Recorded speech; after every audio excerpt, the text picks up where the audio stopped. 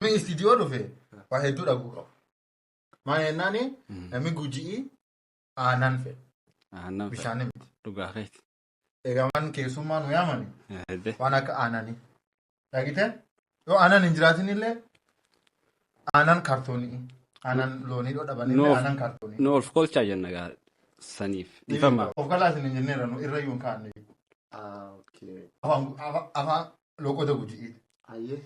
Guji'iin maal jedhee kontomi daabimii jedhe. Dhagite akkuma arsiinsi komando jedhe agartee. Kontomi daaruu. Kontomi daarii mul'ata. Warra keenya gosatti illee ani amma gosa guji'ii. Namni illee waan laftaanatti gaafatan annam guji'ii. Dhagite namni kun nama guddaa.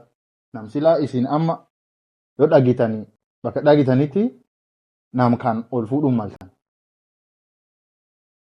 Amma guji'iin dhiyoo amma lafa keessatti lafa Oromiyaa keessatti waa'ee gada'aa waa'ee sirna gada'aa dhagite waan sanii jirti amma san quba qabdan amma. Waan gada'aa ka amma deemuu jiru. Gadaa wal harkaa fuudhu gadaan amma gadaa rooba le'eetti deemuu jiru. Amma ati gurbaan kun amma ati gadaa keessatti jirtoo isin jedhan jireeta. Oromooni gada'aan wal bulchaa tureen dhugaa. Haqa jirtu makam. Fakkeenyaaf dabballeedhaan. Dhagite ati amma dabballee diqqamu. Kuusumoo raabadoorii moo maanedhani amma si waaman amma. Beekta kan beekuun mal.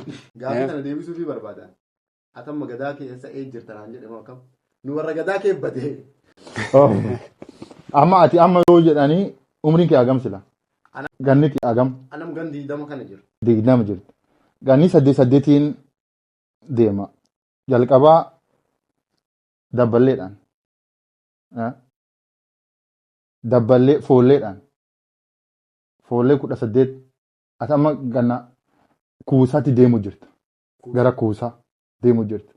So akkasii qabadhu. Fuuldurallee. Duuba dhaabuudha. Wallaahi lumuu anjamaan godhaaru. Wallaahi ni anjama jennaan.